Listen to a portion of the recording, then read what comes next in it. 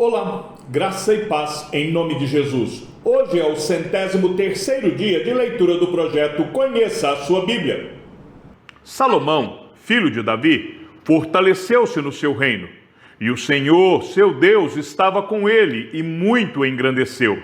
Salomão falou a todo Israel, aos capitães de 1000 e aos de 100, aos juízes e a todos os chefes em todo Israel, cabeças de famílias, e foi com toda a congregação ao lugar alto que estava em Gibeão, porque ali estava a tenda do encontro de Deus, que Moisés, servo do Senhor, tinha feito no deserto.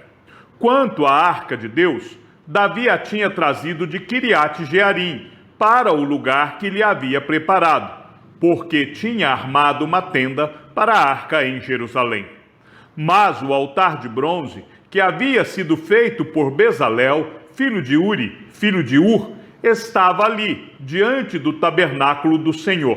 E Salomão e a congregação consultaram o Senhor. Salomão ofereceu ali sacrifícios diante do Senhor, sobre o altar de bronze, que estava na tenda do encontro, e ofereceu sobre ele 1000 holocaustos. Naquela mesma noite, Deus apareceu a Salomão e lhe disse: peça o que você quer que eu lhe dê. Salomão respondeu: foste muito bondoso com Davi, meu pai, e me fizeste reinar em seu lugar. E agora, ó Senhor Deus, cumpra-se a tua promessa feita a Davi, meu pai, porque tu me constituíste rei sobre um povo numeroso como o pó da terra.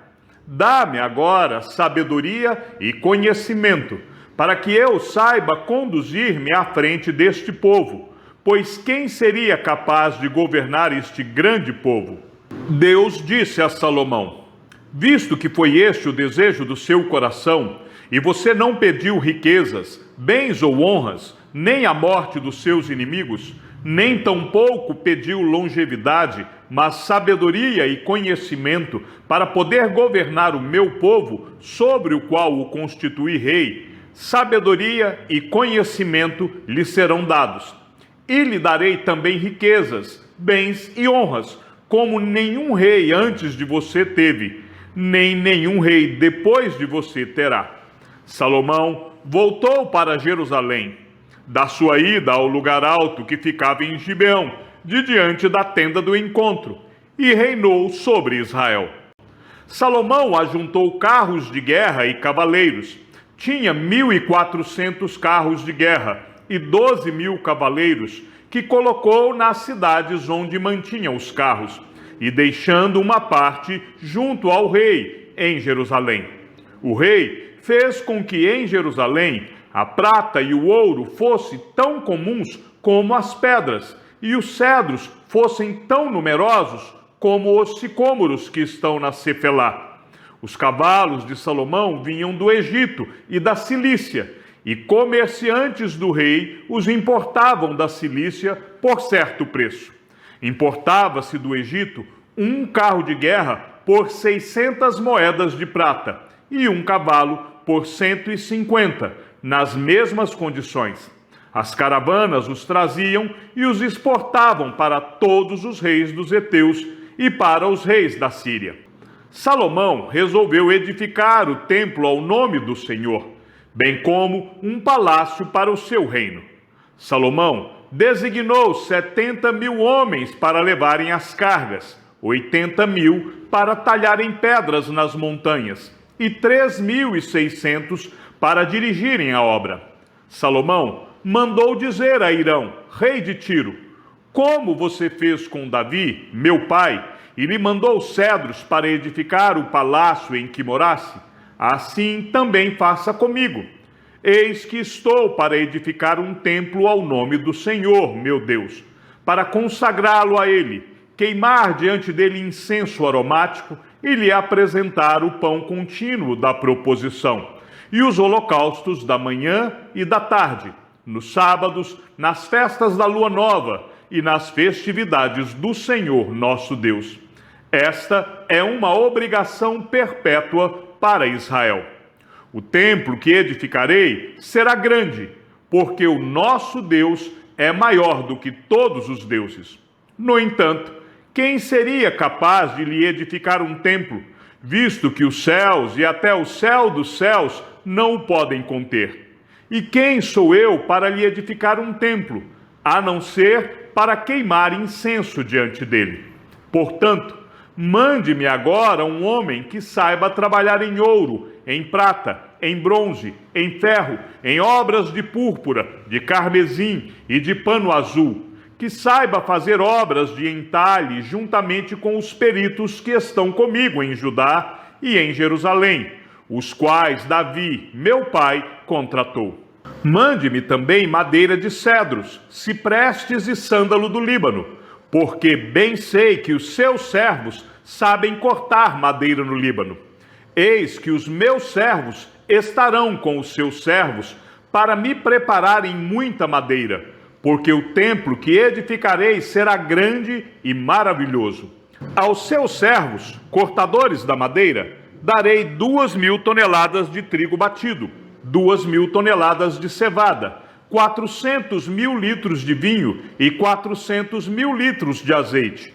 Hirão, rei de Tiro, respondeu por uma carta que enviou a Salomão, dizendo: o Senhor Deus ama o seu povo, e por isso ele o constituiu rei sobre esse povo. Hirão também disse: bendito seja o Senhor, Deus de Israel, que fez os céus e a terra, que deu ao rei Davi um filho sábio, dotado de prudência e entendimento, que edifique um templo ao Senhor e um palácio para o seu próprio reino. E agora vou enviar um homem sábio, de grande entendimento, a saber, Hirão-Abi, filho de uma mulher das filhas de Dan, e cujo pai era da cidade de Tiro. Ele sabe trabalhar em ouro, em prata, em bronze, em ferro, em pedras e em madeira, em obras de púrpura, de pano azul e de linho fino, e em obras de carmesim.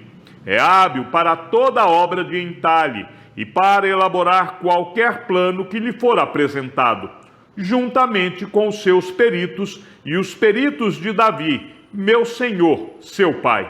Agora que o meu senhor mande para os seus servos o trigo, a cevada, o azeite e o vinho de que falou.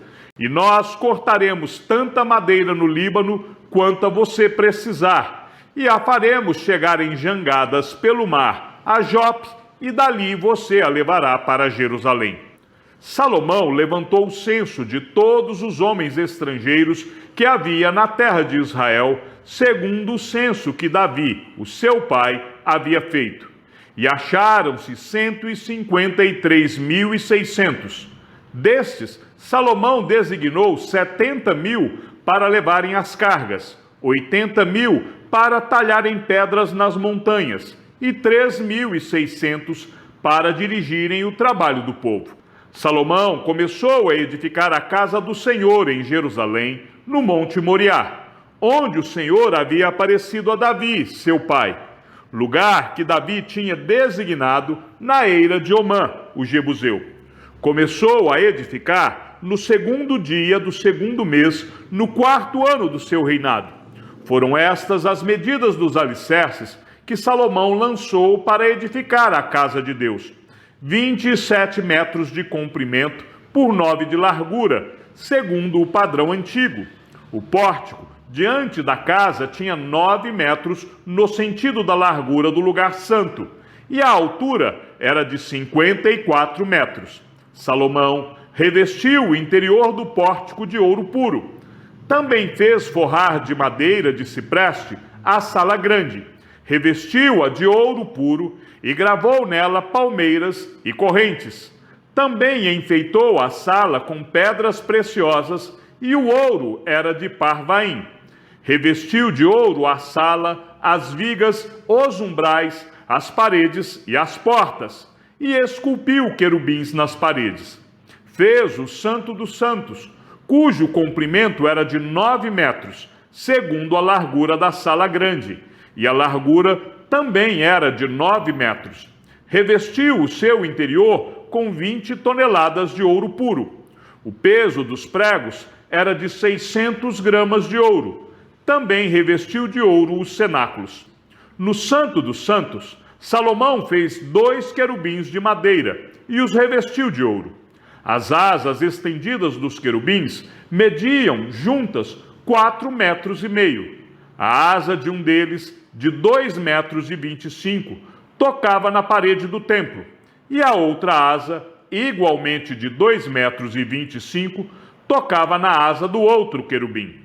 Também a asa do outro querubim era de 2,25 metros e tocava na outra parede, e a outra asa, igualmente de 2,25 metros, estava unida à asa do outro querubim.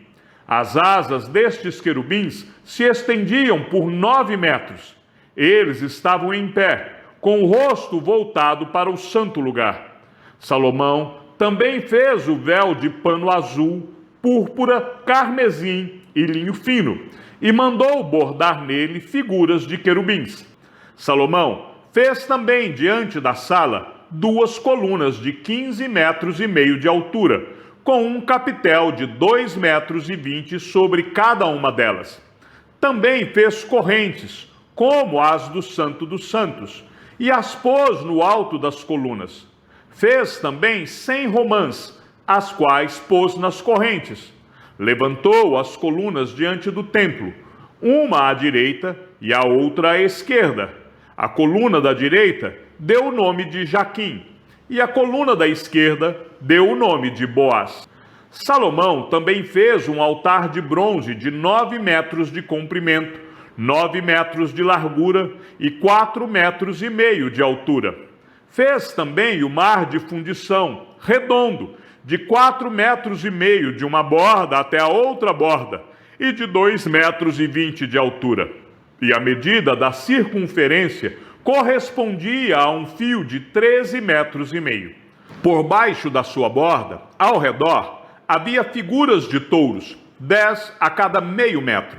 Estavam em 2 fileiras e foram fundidas quando se fundiu o mar de fundição. O mar de fundição se apoiava sobre 12 touros de bronze.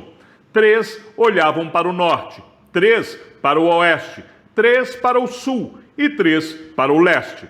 O mar de fundição se apoiava sobre eles, cujas partes posteriores convergiam para dentro. A grossura das paredes deste mar era de 4 dedos, e a sua borda, como borda de copo, era como uma flor de lírio. Nele cabiam cerca de 60.000 litros. Também fez 10 pias, e pôs 5 à direita e 5 à esquerda. Nelas era lavado tudo que se usava nos holocaustos. O mar de fundição, porém, era para que os sacerdotes se lavassem nele. Fez também 10 candelabros de ouro, segundo havia sido ordenado, e os pôs no templo, 5 à direita e 5 à esquerda. Também fez 10 mesas, e as pôs no templo, 5 à direita e 5 à esquerda. Também fez 100 bacias de ouro. Fez mais o pátio dos sacerdotes e o pátio grande, bem como as portas deles, as quais revestiu de bronze.